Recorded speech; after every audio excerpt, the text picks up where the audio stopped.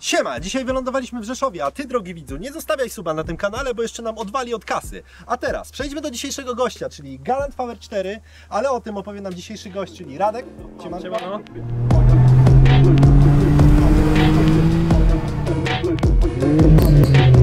No i opowiadaj, co my tu mamy?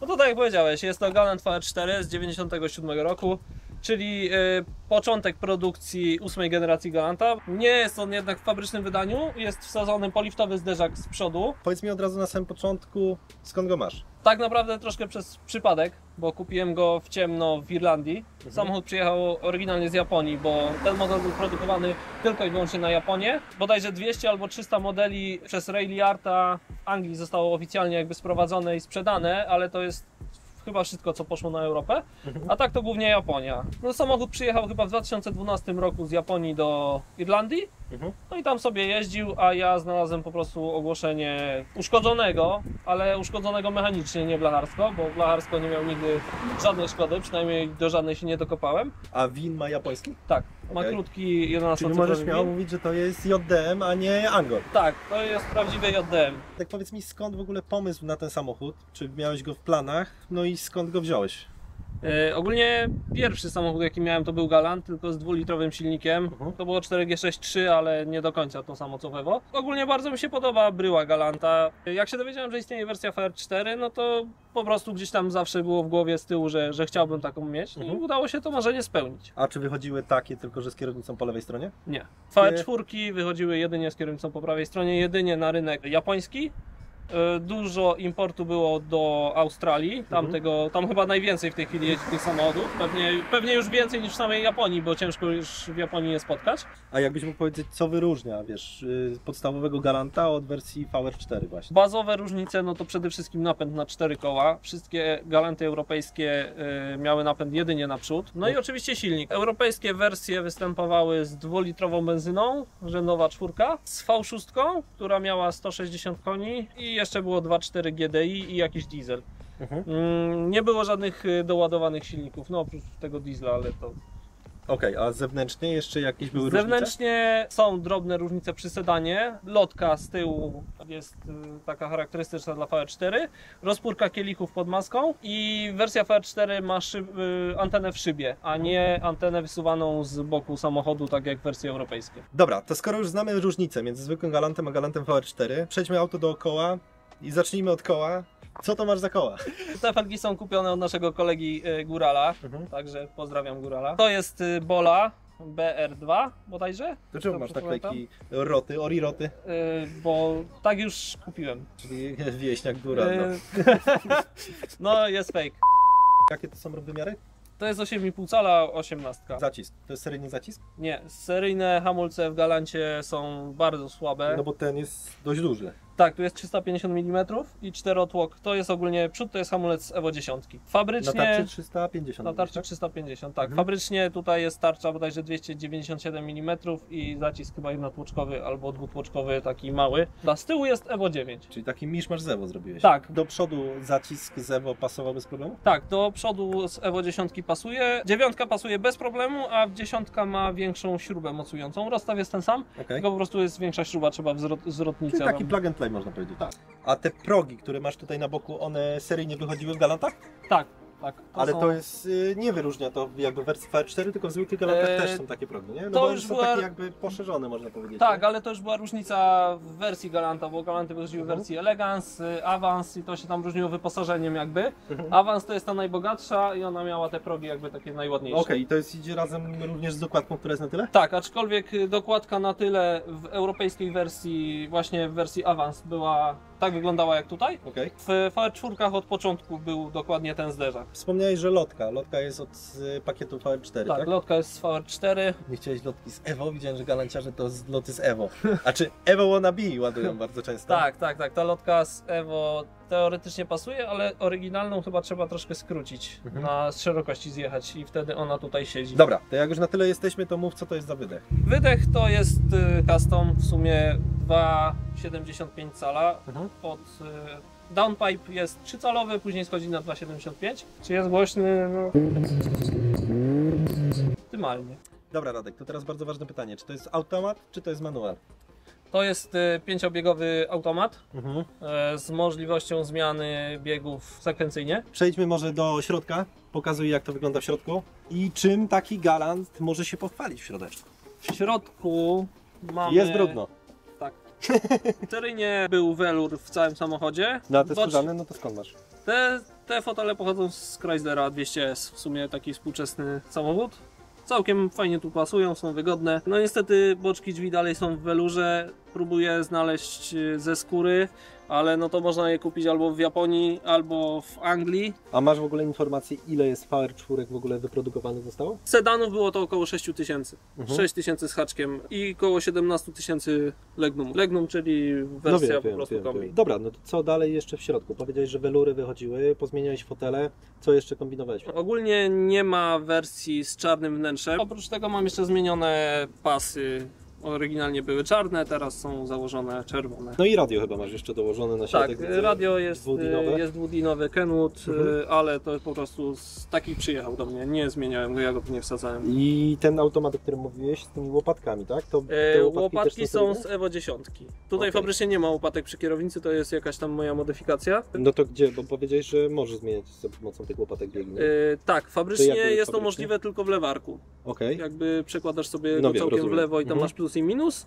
To jest dość prosta modyfikacja, bo podciągasz tylko przewody sygnałowe po prostu do tych łopatek Mhm. koło kierownicy, no i już No masz to je ciekawie tutaj, by to nie? wyglądałeś. A kierownica, no bo widzę, że to jest Nardi Torino tam. Tak, to jest znaczek Nardi stąd. Torino z drewnem. One wychodziły i w europejskich Galantach, i w VR4. Dla odmiany w VR4 miały Nardi Torino bez drewna.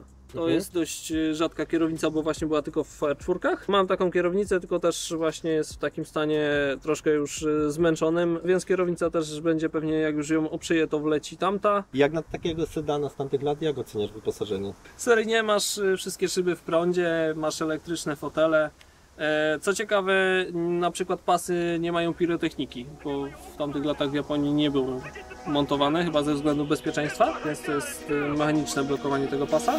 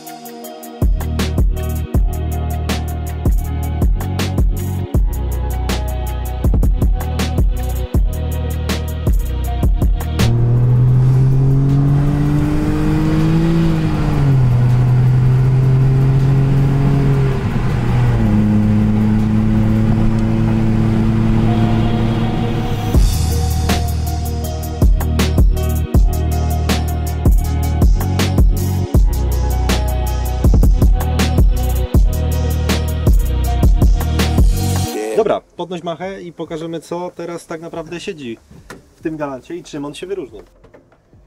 Dobra, to gdzie te turbiny?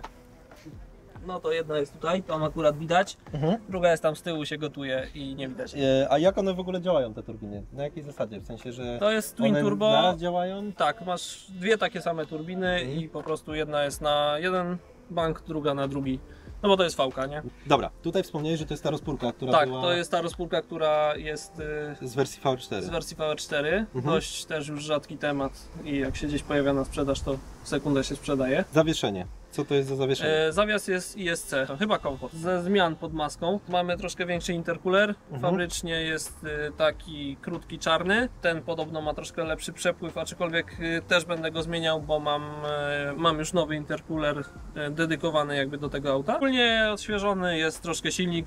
Znaczy, jak remontowałem samochód, no to właściwie silnik był wyjęty. Wszystko było wyjęte z tego samochodu, była zrobiona od zera blacharka. Był pomalowany, no i silnik był rozebrany tak samo do zera i złożony na nowych panewkach, nowych pierścieniach. Także ma przebiegu teraz około 20 tysięcy. A za ile tobie udało się go kupić i kiedy? Tak jak śmiejemy się, no nie było to 2000, ale za sam samochód 700 funtów. Także to była naprawdę świetna cena. I jeszcze kiedy to było? w 2018 roku. Dobra, a powiedz mi, ile koni teraz obstawia przy tym samochodzie? Nie byłem na hamowni, ale no fabrycznie wersje przedliftowe miały 260 koni, poliftowe 280. Tutaj jest jakby wszystko już z poliftowej wersji, czyli fabrycznie teoretycznie te 280 powinno być, plus tam jest troszkę podniesione ciśnienie do ładowania, które się dzisiaj, tak, dzisiaj się spieprzyło oczywiście. Konrad tak, zepsuł. typowy Japoniec, Konrad zepsuł. Więc powiedzmy, że w granicach 300 koni mogłoby się pokazać. Dobra, a jeszcze tutaj tak mnie zastanawia, bo idą takie rurki, bym powiedział. I tam widzę takiego catch tanka, co to jest? Tak. No, oil catch tank porządny. Tak Dobra, naprawdę to nie jest ściemniaj, tylko mów, co filtr to od jest. gazu przecież. Tak, ten samochód ma LPG. A jak on przyjmuje gaz? No, Ile go pali? To też jest ważne. to jest kwestia. stary silnik, który nie ma nic przeciwko gazowi. Nawet w sumie na fabrycznej masce jest tutaj naklejka, w której jest wyszczególnione interwały wymiany oleju i jest wyszczególnione paliwo LPG. Także ogólnie bardzo dużo tych samochodów w Anglii na przykład jeździ na gazie, nie ma z tym jakiegoś problemu. Popychacze hydrauliczne, więc nie ma tu jakoś tam problemu z luzem na zaworach. Ogólnie jak jest dobrze wystrojona instalacja, to nie ma prawa To galanciarze muszą Cię nienawidzić, bo profanujesz tak, rzadki samochód. nie no, wszystkie galanty jeżdżą na gazie. Okej. Ale Czyli pytałeś to typowe. jeszcze, tak, pytałeś jeszcze o spalanie, no to jak tak powiedzmy jeździmy sobie trasą autostradą gdzieś na jakieś spoty, to jest około 13 litrów gazu przy takiej jeździe 130 na godzinę. I wspomniałeś, że on jest napędzany na 4 koła. Tak. Co to są za napędy? Tak naprawdę to jest napęd taki sam jak w Evo 4/6. Okej. Także tu jest stały napęd, podzielony 50/50. Z przodu jest ta skrzynia kątowa, która przenosi napęd na tył. No i z tyłu jest dyferencjał aktywny z AYC, tym Okej. początkowym AYC. Wychodziły manual wersje, które miały dyfer pasywny. No i tutaj będę właśnie zakładał ten dyfer, wywalam to AYC i będzie po prostu szpera płytkowa LSD. Dobra, słuchaj, zamykaj machę, a my przejdziemy do pytań od widzów i widzowie Cię wymęczą, jak zwykle zresztą. Kielichy są zdrowe. Jeszcze jakieś pytania? No nie były zdrowe, stary, bo tam widziałem zamaskowane To są jakieś spawanie. mastyki, to nie jest... A mastykę rdza. na co położyłeś? No na zgrzew fabryczny. Dobra, pytanie numer 1. Jak zaczęła się Twoja przygoda z Japonią? To jest fajne pytanie. To jest fajne pytanie w sumie. Pierwszy raz z Wami się spotkałem, jak byliście na pierwszym spocie w Rzeszowie. Mój samochód jeszcze wtedy był w garażu i jeszcze był To Ty nieskończony. przyjechałeś tą Skodą z wielkim spoilerem. Nie, ja wtedy przyszedłem na nogach. Wtedy Was poznałem pierwszy raz, a później, jak już samochód był uruchomiony, przyjechałem do Was do Krakowa na jakąś sesję zdjęciową. Na spot, tak. a po spocie była sesja. Tak, była sesja, tam jakby mnie zaprosiliście w sumie. No, po sesji było, wiecie, no. No i powiedzieliście, że no dobra, jak już przyjechaliście z tych bagien z Rzeszowa, to chodźcie się chociaż napić. No i w sumie tak się poznaliśmy poznaliśmy. wszyscy, tak. Kolejne pytanie. Ile ma wspólnego Galant VR4 z Evo? Częściowo już powiedziałem. Tak, no częściowo Tak, w powiedzieliśmy. skrócie, jakbyś miał powiedzieć jednym zdaniem? Na pewno napędy i poprzednie wersje Galanta miały też silniki 4G63. Co Cię skłoniło do zakupu Galanta VR4? Cena. Nie, no tak naprawdę, no to No tak nie, mówiłem, bo tak, Było 700 to- funtów Cię skusiło. było to jakieś moje marzenie, ale tak, cena była wtedy wyśmienita i no trzeba spełniać marzenia, nie? Pytanie, czy ma to podłogę? Ma. No tak jak mówiłem, jak samochód do mnie przyjechał, był rozebrany do ostatniej śrubki, była zrobiona blacharka, wszystko po kolei, także no jest zdrowy. Kolejne pytanie o korozję. Jak z korozją, powiedz? Galanty- Zrobiłem, mówi No, Wam. zrobiłem tak, ale galanty rdzewieją, nie da się tego ukryć. Trzeba po prostu o to zadbać. Tu jest pytanie od kogoś, kto Cię zna.